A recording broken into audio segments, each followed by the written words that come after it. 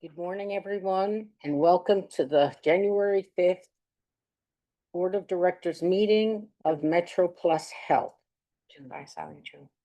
What? January. Did I say January? Yeah. Oh, goodness. Oh, goodness. Okay. Welcome to the June 5th meeting of MetroPlus Health. We're going to start with old business, the adoption of the minutes of March 27th, 2025. May I have a motion for their adoption? Second. Second. All in favor, say aye. Aye. Okay, the minutes are adopted. Now, before we get into the formal session, Stephen, are you going to do a presentation before So we will go into executive. to do it? Got it. Okay, so before we start the board meeting proper, we're going to go into an executive session for legal matters. And I'm going to ask for a motion to go into executive session. Second. And all in favor, say aye. Aye. And we are now, okay. You can join.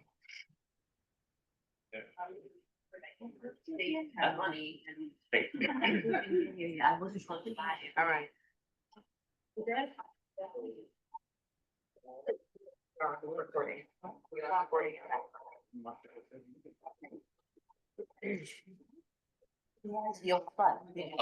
Okay, we're going back into open session now? Yes. Are we on recording? We are. Okay, terrific. All right, the first order of business, Hillary Jalon is going to present. So. Oh. Sorry, you don't hear me? Okay. So these actually, should I bucket the three resolutions together or do each one by one? One by one. One by one, okay.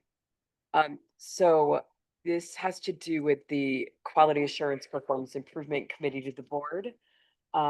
We've had an opportunity to identify new members of the committee. Dr. Allen, who was the chief medical officer and senior vice president of the system, retired. And then Eric Way, who I used to report to, who was the chief quality officer, have left. And because of that, we have opportunity to have new members who we have spoken to. So the first one, for those of you that don't know him, is Dr. Michael Boughton. His resume is in the packet.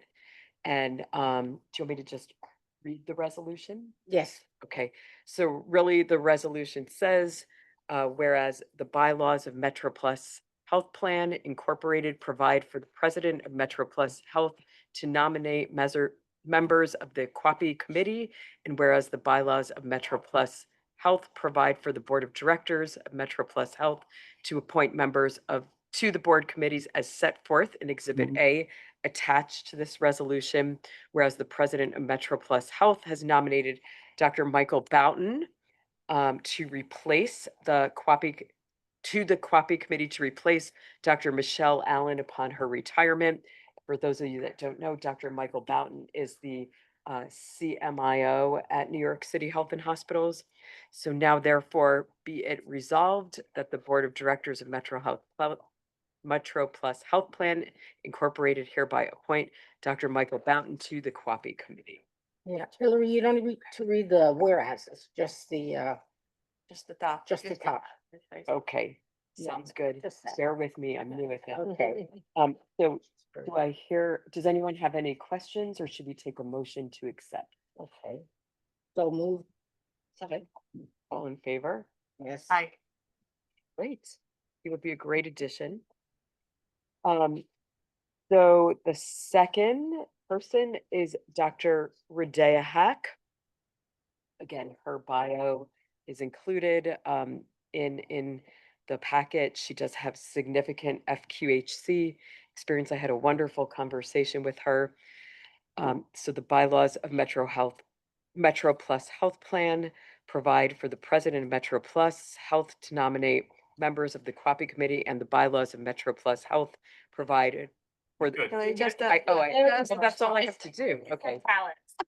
Yeah. Okay, So do we approve the appointment of Dr. Radea Hack to the QAPI Committee of the, Second. Aye. All in favor? all in favor? Aye. Okay. She's great. part of Charles B. Right. Lang, so it's excellent representation for us. And finally, one more, approval of the appointment of Vanessa Rodriguez to the QAPI Committee of the Metro Plus Board of Directors. She, for those of you that don't know her, she's at Urban Health Plan. She is part of the New York City Health and Hospitals QAPI Board. Really has made amazing progress as a board member. So motion to accept. So, Second. all in favor? Aye. All in favor? Aye. Aye. It's amazing. I mean, three very diverse committee members with a lot of relevant experience. We're super excited. Okay, we're gonna move on. Steve we had a legal overview in executive session. I think we can present the written procedures, see if there are any questions, and then move for adoption. Okay, so we have, here we have a resolution pursuant to the New York State Open Meetings Law. It's a resolution to authorize the use of video conferencing for the board to conduct its meetings, including committee meetings, and requiring that a minimum number of board members are present to fulfill the board's quorum requirements, and laying out the procedures governing that use. The resolution itself is resolved the written procedures as set forth in attachment A, the use of video conferencing for public meetings of the MetroPlus Board of Directors and its committees is hereby adopted. I will note that the written procedures track state law and will be posted on our website for the public to review should they choose to do so, as is required by state law. I don't know that I need to The read. motion for entire approval, Motion to approve. second, Second. all in favor, say aye. Aye. And I'll take this moment to announce that I was contacted by Valencia Lloyd, who advised me that she would be attending by video conferencing because of extraordinary circumstances as set forth in our procedures. Okay, Fred. Okay. The next action item is authorizing the submission of a resolution to the Board of Directors of New York State Health Hospitals to authorize the Executive Director of MetroPlusHealth Plan, Inc. to increase the contract authority for Accenture LLP to the amount of $3.1 million for a total not to exceed amount of $23.1 million for the remaining contract term. Dinesh, would you take us through the presentation? Good morning. So MetroPlus is engaging in a core process system replacement, moving from our legacy system to a new Health Edge platform, collectively known as Project Edge. It's a company-wide effort with an anticipated completion date of December 2026, and it includes multiple go-live events throughout 2025 and 2026.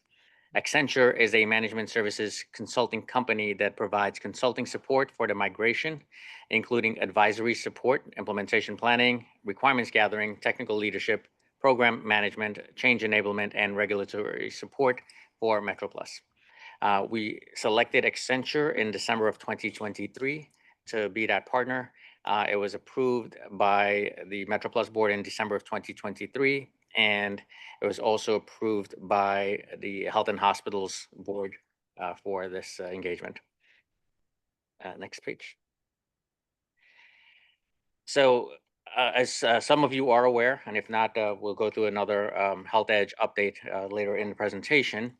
We have shifted our first go live date from April to October 2025. This delay was caused because the underlying Health Edge system did not accommodate for certain New York State specific regulatory requirements, and so they had to build those out.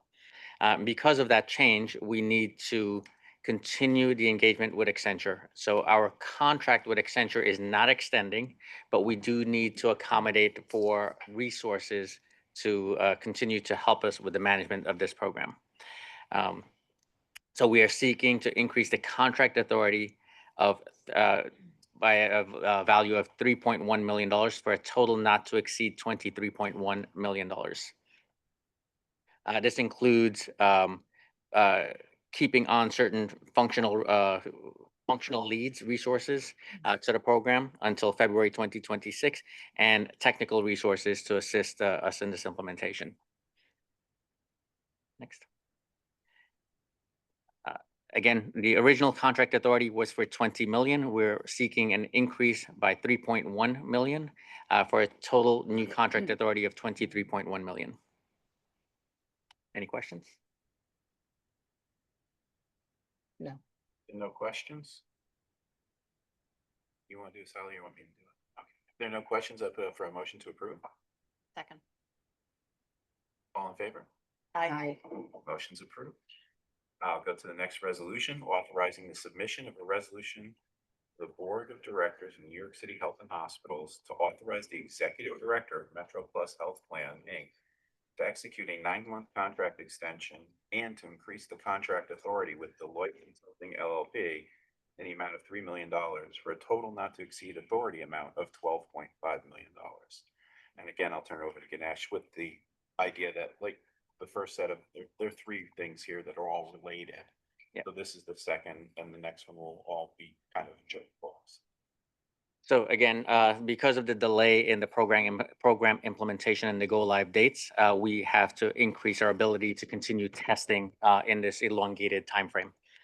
So we have used Deloitte for our testing as a testing vendor to validate the migration effort, all of the information that is being entered into the new system. And so because of the elongation, we need to continue keeping resources on board from Deloitte. We also are asking for a contract extension as well as monetary value to the contract itself. So we're looking to keep the contract until 2027. We may not need resources up until 2027, but we are looking to keep Deloitte on with additional resources until the end of our 3rd wave in the 3rd quarter of 2026. Deloitte was originally chosen in March of 2024 and approved by both the Board of Directors of MetroPlusHealth and the New York City Health and Hospitals. And so we are seeking increased contract authority of $3 million.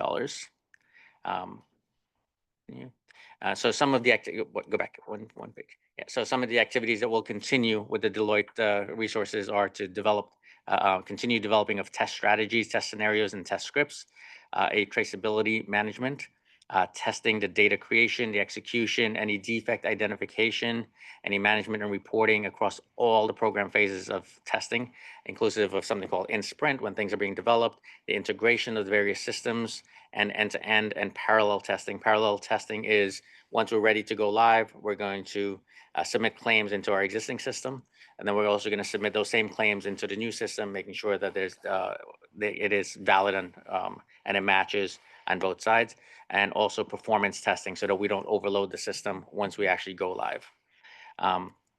Deloitte also provides support and execution oversight for the MetroPlus employees as we're doing user acceptance testing as well. And they will continue to serve as the subject matter experts. So again, we are looking to increase our original contract authority from 9.5 million to 12.5 for an increase of 3 million. We're also looking to extend the contract to end in 2027. I'm so, and one of the things I want to tell the full board is that, you're going to be following up with Kim to kind of inform her where we're going and make her aware so that this is, Yeah, so when we go to the H&H board for this extension as well. and at Health and Hospitals, we've kind of experienced, when I was there still, very similar things happening when we implemented new programs. It's just, there's always something that takes a little bit longer than you think, or, an angle that you didn't perceive. So this is not really out of the ordinary, but we want to be very cautious. So we're trying to put it in with a bit of a contingency as far as timing and dollars go, so that we don't have any real holdups when time is critical. Are there any questions? If not, I'll ask again for a motion to approve. So moved. Second. All in favor? Aye. Okay. So with that, I'll go to the next one.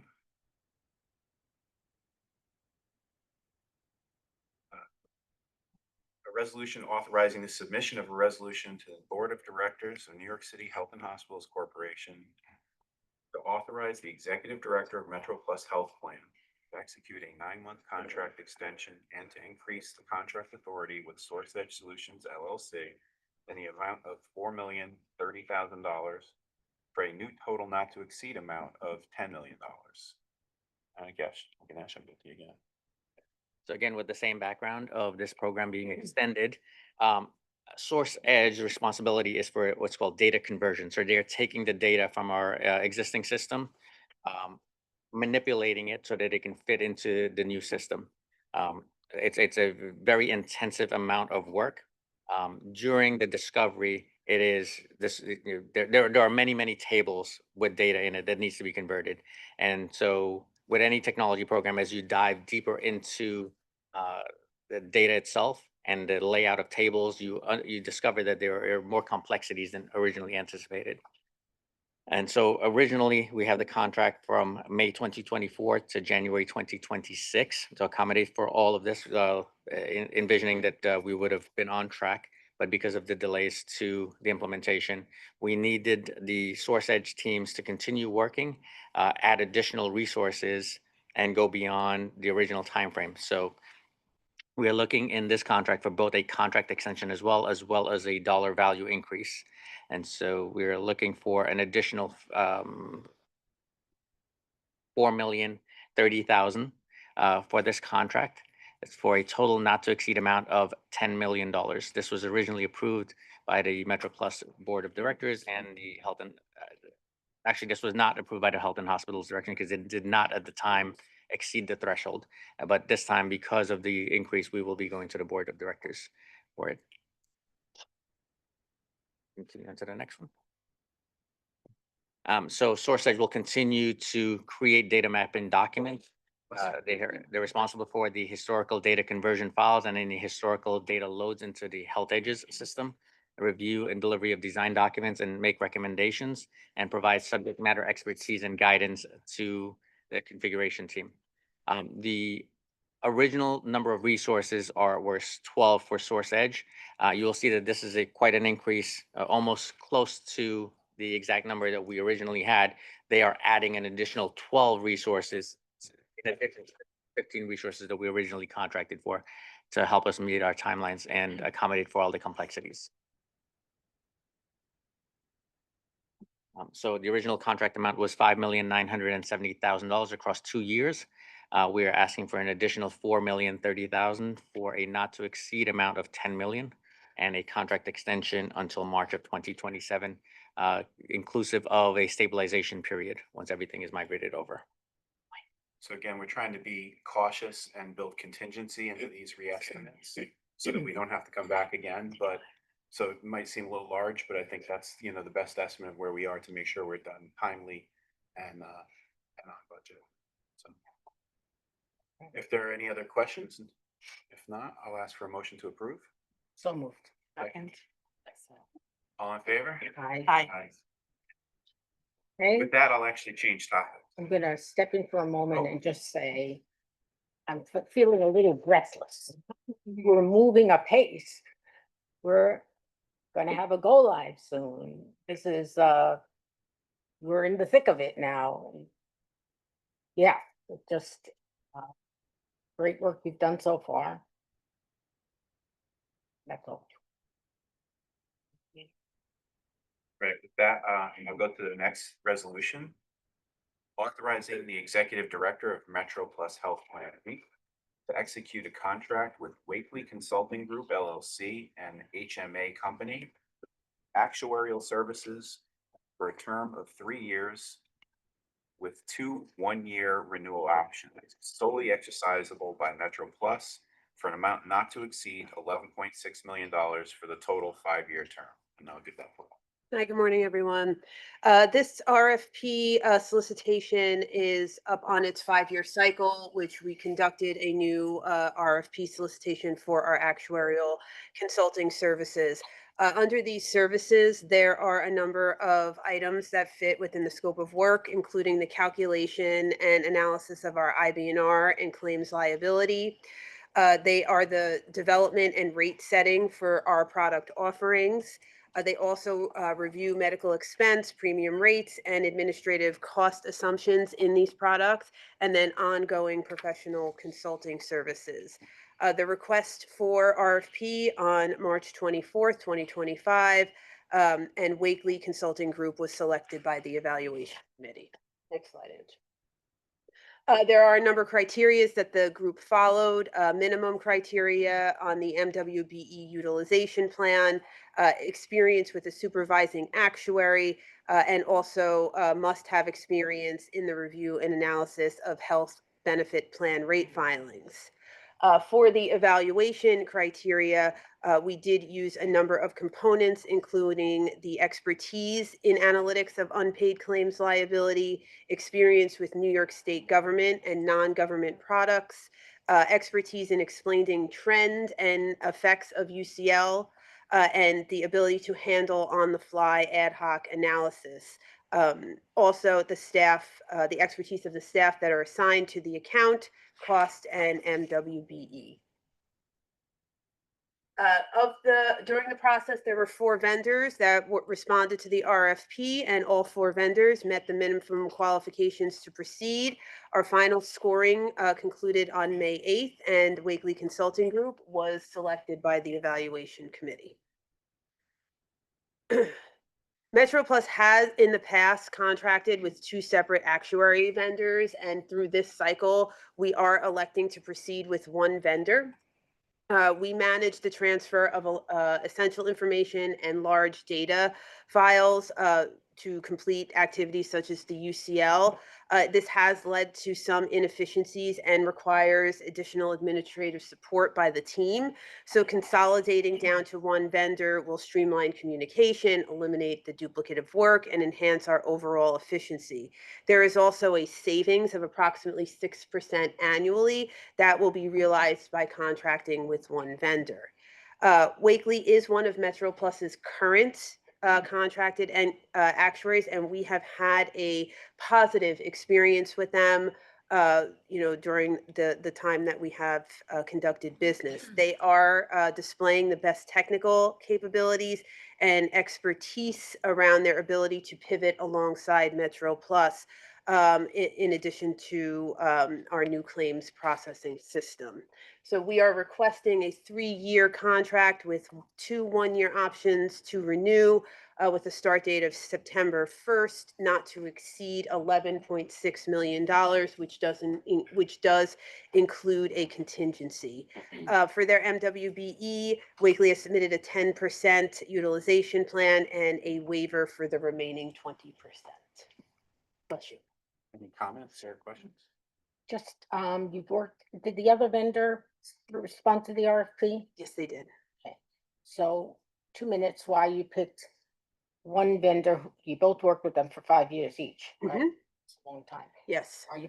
Why you recommend Wakely? So Wakely has been engaged with MetroPlus in some capacity since about 2014.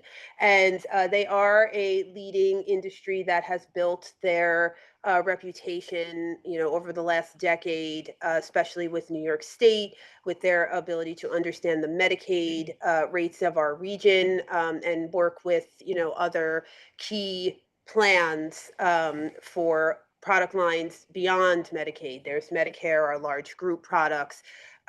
When we do investment opportunities and forecast, their ability to range with us from very high level to very deep into the weeds, they're able to move alongside us, and their work has been credible. As long as we have been working with them collaboratively, where we have not seen their actuarial support deviate in a negative manner from what we're anticipating. So their policy pulse on the industry in general has been outstanding, and that's truly what makes them a very good partner. And they're very nimble, right? We Very go nimble. to them on every significant twist and turn, and they are able to respond to us in a very timely fashion. And as Lauren said, always on point. The regulatory expertise, especially in a massively constantly changing environment, has been proved super valuable to us as well.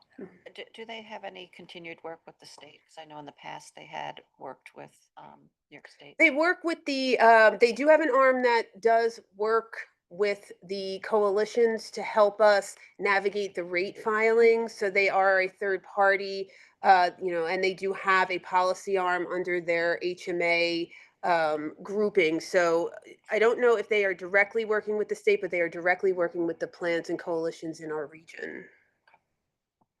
If there are no other questions, I ask for motion to approve. So moved. Second. All in favor? Aye. So now we're gonna have presentations. I'm gonna ask everyone to be mindful of the time. We have half an hour left. So we'll start quickly with Tomasz. Good morning, everyone. I'm pleased to provide you an update about Project Edge. So first, just a little bit of a background for those new to the process. Project Edge is our technology-enabled business transformation where we're changing the two main platforms that run the health plan.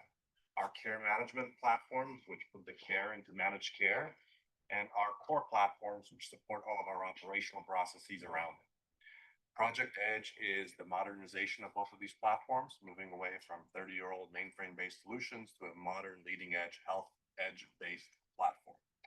When we spoke on this topic about 3 months ago, we were midway in our configuration and development phases. Right now, as at the end of May, we have completed the vast majority of the build and configuration components.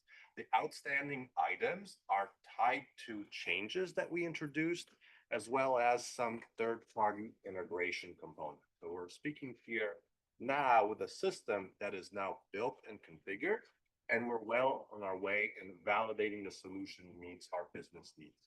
If you go to the approach here real quick, highlighting that our first go live is for our SNP book of business, which was relatively small. We did this very specifically with the intent that we would prepare for any contingencies, any issues that could and maybe will go wrong in the process, and be able to manage them using workarounds and get those kinks out of the system worked out before we launch with a big book of business in the first quarter. We go to the next slide. From a progress and status perspective, again, we're pleased to report the completion of the configuration and development efforts. We've introduced some changes to the system that we're on our way in terms of working through, but we're marching on track to an October go live. Similarly, Wave 2 activities have begun. We're well underway with design for Wave 2, anticipating the completion of our design activities in the month of June, and again, fully anticipate a go live in Q1 of 26. Next slide, please. Watch items, the things that worry us. I think Ganesh spoke earlier during our request for funding. Our initial approach was different. We planned to go live with the CHIP book of business first. We identified that the billing capabilities within the Health Edge platforms didn't meet the regulatory needs that we had in New York. We had to pivot as a result, change the order of our go lives. And the fact that we are going to be the first clients to use that for Wave 2 in Q1 continues to be a concern. As we continue to do design for future waves, we're concerned that we may uncover some additional need not anticipated by a partner. Again, we believe that risk is lower, but it's still a risk that we're managing. The other key risk to this program is the fixed timeline that we're operating under. Our current TPA is moving out of the business. We are a fixed timeline to complete this migration by the end of next year. And that brings true risk into the program and constraint in how we approach it. We are aware and conscious and managing the program, knowing that we will not have a perfect solution when we're done. We will have to be mindful and manage items for future release dates and future processes, and we're approaching it as such. Yeah, the one last risk I want to highlight is we're moving with multiple waves in parallel, requiring our resources to heavily focus on this program and our partners to do so as well. We're moving very fast with multiple deployments in this program, and that in itself creates a large demand of resources from our organizations and others to focus on this program. We've made it our number one priority. We're executing as such, but it does take away from other activities the health plan can undertake in this timeframe. Slide. Just one more item for you to be aware of. I've talked about the technology implementation. We talked about technology partners. We're at the stage where Michael and his team, as well as others around the table, are preparing the business units for go live, not just in terms of training materials or policies and PNP updates and DLP updates and training activities, but we are shifting very heavily on wave one. In addition to testing the technology components and ensuring that they meet our needs, getting our team members plugged in and trained on the systems and platforms. That's my Project Edge update. Any questions? So when we have our next set of board meetings in September, you'll have a real good handle on where we are with wave one. Oh, yeah. To go live. Yeah, so we should get a really good update at that point. By the time we're in September during our board update, we will have within 95% certainly be sure exactly how we're approaching this. Okay, great. And Tamasha, the work you're doing, because you're just gonna have 6 months from the October go live to the first quarter, that's gonna like be a solid foundation. It's even shorter than that. So at the end of the third quarter, which Right. we're expecting to potentially go live at the beginning of first quarter, potentially around, well, Well, okay. beginning of first quarter. Make it the end of the sport. All right. So few topics to address that. First off, our work on wave two has already started. In fact, we're anticipating to be completed with design in the month of June. So that work has already started in many ways. Also, we implemented Pick First, which is a Medicaid-based line of business, and it's fairly complex. So when we look at wave two, when we think about CHIP, HARP, Medicaid, there are nuances to each of those lines of business, but they're a delta from what we've implemented for wave one, and our scope from an actual implementation perspective is smaller. We would have implemented the third-party interfaces with our partners. We would have configured the baseline benefits. We would have configured the medical management workflows. It's all about the delta. So the scope is more manageable. Again, wave one, the first go live is the biggest risk. That's not to say we don't have a robust plan to test it to bits and pieces and ensure there's no regressions or issues. But the heaviest lift, the riskiest lift is with the first go live. Thank you so much. Okay, we're gonna federal New York State budget, Lauren. Yeah, Raven and I will be sharing this, so she'll take it away. Good afternoon, everyone. We just wanted to give the board some updates on what is happening at the federal level. And what we've highlighted for the board here is those components that did currently pass a budget in the House of Representatives at the federal level and are currently being evaluated by the Senate. We highlighted these because we do believe, based on everything that we're hearing, that some iteration and timing of these components is likely to make it into the final federal budget. And so we're planning for our impacts accordingly. The first one that you see up here is around restricting immigrant coverage. The main component here is that the federal government is proposing to penalize any state that uses state dollars to cover immigrant populations that the federal plan would otherwise not cover, by introducing a 10% reduction in the federal dollars those states receive to run these programs. This overall, all of these components together are estimated to have around a $13 billion impact to New York State. They're also, in addition, looking to modify how premium tax credits are utilized and who is eligible for those. This is specific to have a very large impact on the essential plan. People often hear about premium tax credit and they think about it in the context of a QHP, where those dollars are used to reduce the out-of-pocket expense for each individual recipient of the benefit coverage. For the New York State Essential Plan, that is not how it works. The premium tax credit dollars are utilized to fund the Essential Plan program as a whole. So as those dollars go away, the funding for the Essential Plan goes with it, most specifically Essential Plan 3 and 4, because that is for our Aliesa population. Aliesa is a New York State court decision that indicates that the New York State Constitution requires the state of New York to provide insurance coverage for individuals who fall into an immigrant status that would otherwise, if their immigration status is the only reason they can't get Medicaid, New York has to offer them that same level of coverage. And so the funding for that population goes away, but the obligation to cover them remains. There's also potential mandatory work requirements as a condition of Medicaid eligibility. This, we do believe, will go forward in some fashion, but the timing of it, it originally started out as 2029. It's now potentially back to 2026. So how soon we'll start seeing the financial implications that Lauren will mention is really tied to that, plus additional red tape around Medicaid eligibility, including potential recertification every 6 months instead of once a year. That impacts not only how many people are likely to actually be enrolled, but creates a significant administrative burden on the plan as we have to assist people with their recertification as it is. Then there's also potential other impacts, including reducing retroactive Medicaid coverage from 3 months to 1, and potentially introducing cost sharing for individuals who, while eligible for these benefit programs, have an income above 100% of the federal poverty level. So it'll be the first time for us that there would be potentially out-of-pocket costs for our membership. And finally, as part of the New York State budget, you'll also see that on the next slide. You can actually go down to the next slide, Angela. New York State in its budget this year passed what they call the managed care organization tax. This provides monies that would flow into the Medicaid Essential Plan and commercial lines of business. They had to receive approval from the federal government to tax managed care organizations in this way. That federal approval is most likely going to be revoked.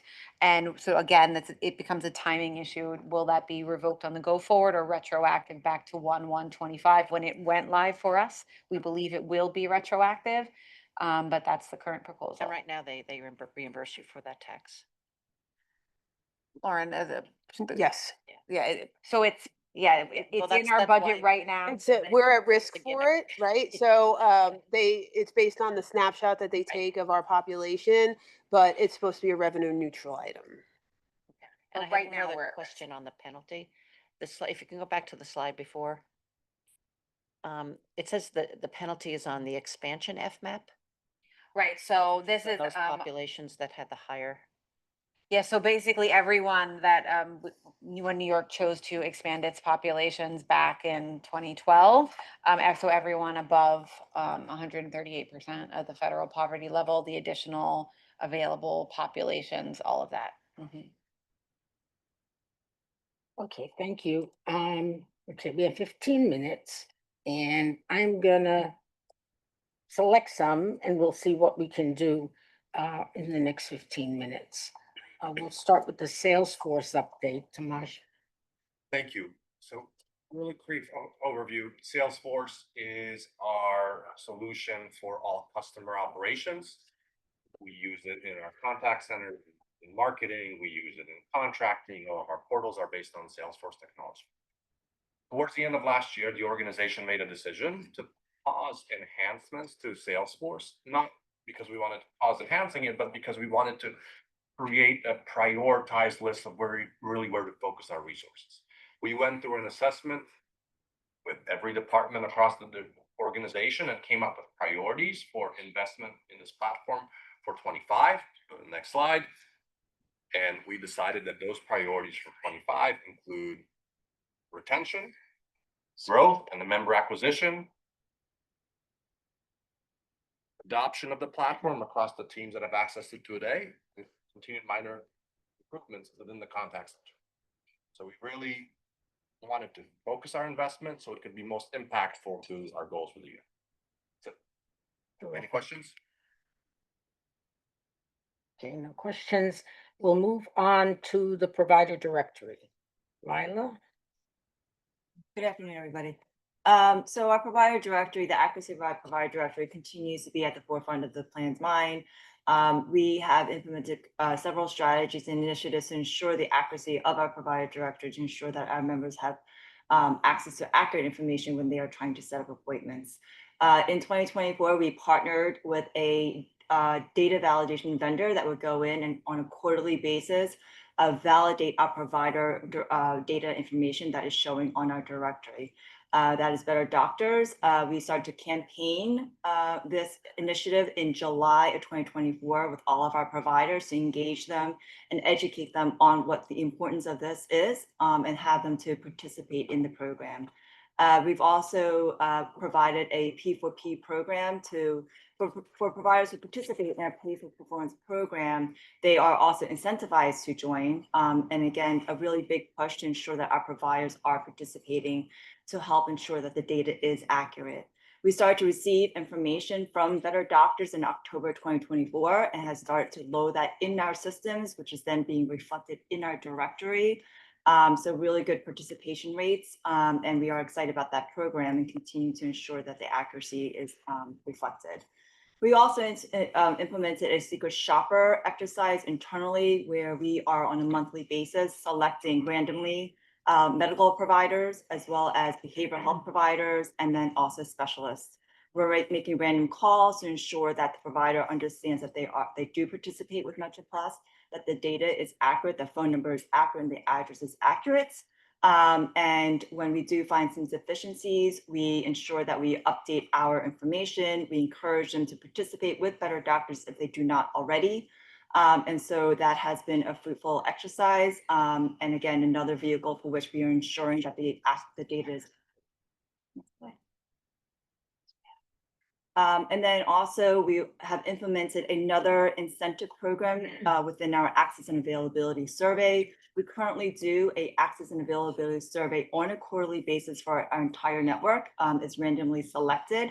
But for 2025, we implemented an incentive for those providers that participate in our P4P program, providers that have more than 200 members.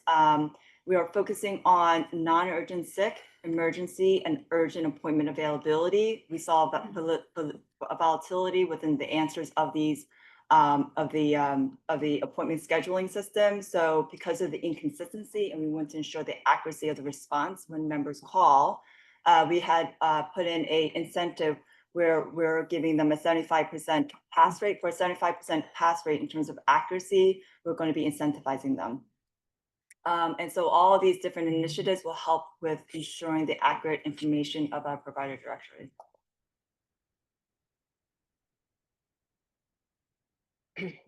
So we can go to the next slide, Angela. I'm going to speak off of just one slide. In addition to data integrity, 50% of our success is based on search. We've spent the past 6 to 9 months doing significant diagnoses of our website to identify the pain points, particularly what pain points were experienced as a result of user search. Prior to doing that, if you conducted a search on our website, 25% of the time you would get an error reading because of the linear search, which is simply a drop-down screen. We've had a couple of enhancements, thank you to the IT team for all their support, that have really improved our results. We introduced first and foremost an AI search tool. AI search is like a Google search. Help me find an OBGYN in Midtown Manhattan, similar to what you do all day long on your phone. By introducing AI, we took that 25% of not founds down to almost 5%, some days less than 5%, so a significant decline. AI, we've noticed, also in addition to optimizing the search function for you, has actually kept people on the site longer. And I'll tell you how we figured that out, but people typically spent 2.5 to 5 minutes on the search function. Now they're spending up to 30 minutes, which means it's working, it's not upsetting them, and they're free flowing through the provider search directory. They're not abandoning. The second technology that we recently introduced is heat mapping with a company called Full Story. And, we're really pleased to have had the support from compliance and Rob Masillo to get this done. This was a big win. Heat mapping allows you to actually see what people are doing anonymously. You can see where they click, how long they stay on the site, what they're doing, and then it allows us to adjust accordingly based on people clicking on something they shouldn't be clicking on. So we're continuing to make great enhancements through heat mapping, and it allows us to see how long you're staying on the site, which is what we enjoyed for the most part. So lots of great enhancements there. And in addition, we've had some very quick wins for big searches like someone who needs to find a pharmacy or they need to find a behavioral health provider. We're using links and pop-ups to take you to a provider like a Valera or a Brave so that you can get to their site and book an appointment much faster and get accuracy of data. So lots of really terrific enhancements to take us from 25% not found to less than 5%. So what's next? Continuing to optimize the user journey and maybe finding the next generation of what search looks like. So we're going to be doing that over the next couple of months, and we'll come back and present some new findings and design options. Terrific. The issue of access and availability of providers is critical for so many reasons. Terrific work. Oh, okay, how are we doing? We have 7 minutes. You want to do 3 minutes?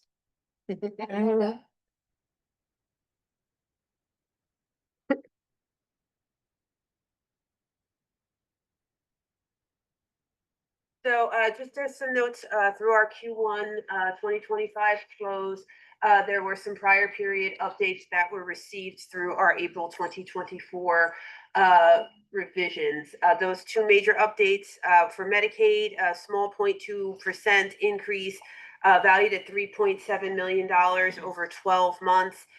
There were base rate updates made that were further offset by across the board decreases and the FI admin carve out. On the HARP line of business, that was a negative change for us, and that is valued at $5.2 million over 12 months. Again, the base updates were brought in, and then there was also the 1% across the board cut with an additional FI admin carve out effective August 2024. Our general P&L across all 11 lines of business, minus the net investment income, some reinsurance values, and the exclusion of the MCO tax, our medical loss ratio at a value of 92.6%, inclusive of our value-based payment arrangements. Our administrative loss ratio essentially running on target to forecast at 7.6%. And an overall margin of 2% inclusive of any prior period adjustments. I will note that we are while QHP and Medicare are showing a continued stable performance in 2025, we are continuing to see a Medicaid and HARP deterioration, not unexpected. However, the trend post public health emergency is causing the medical expense to climb each quarter over. As we report to forecast, we are seeing that our revenue was 1.4% higher than forecast anticipated, and our overall expenses are 2% higher than anticipated. We did see some good performance in gold. So we did see a nice open enrollment capture of new lives, those generating additional revenue, also additional VBP values that were not part of our forecast anticipation. We're also seeing the EP5 population take shape. So that group who came into the plan last year has been growing, and their expenses as compared are exceeding our targets by a margin, but still keeping an eye on them. So as of Q1 2025, we did realize a current year margin of 1% after aggregate write-ins for prior year adjustments. We are up to 2%. There are some items that are coming down the pipeline, which will affect Q2 closes beginning of April 2025. So the state did release it was a good package for the Medicaid and HARP lines of business.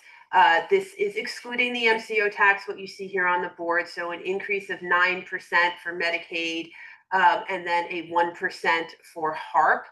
They did use a base data change, which moved from the 22 to 23 year.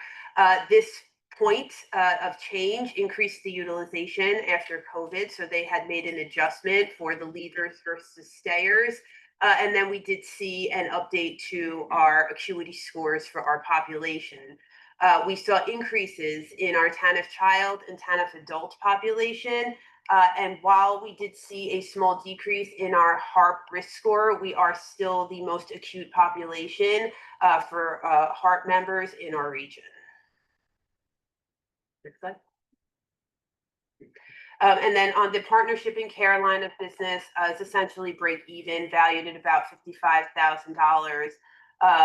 There was again a base change, but we did realize decreases in the care management and administrative components post our RX carve out, essentially expecting this to be a break even. You have 2 minutes, Roger. That's it. I think we're gonna, I'll give you 2 minutes next meeting. I owe you. Okay. Thank you, everyone, so much. Thank everybody, the staff, the board, Talia. It's we're going through some changes, but I'm sure we're gonna manage. So have a wonderful weekend coming up and a motion to adjourn. Second. Happy 40th. Oh, yes, happy Fort, no, the black jacket, the black jacket, love them. All right. We do thank you have- so much. We do have a celebration on the rooftop in this building. Please go up, enjoy yourselves. I know it's hot, even for a few minutes. The staff is excited, we're excited, we're very proud that we're here. 40 years in, there's a lot to celebrate. There is really a lot to be proud of, including our incredible board. So let's enjoy it. Yes. I guess, okay, thank you. Thank you. Bye-bye, Valencia. Bye. I'm there in spirit.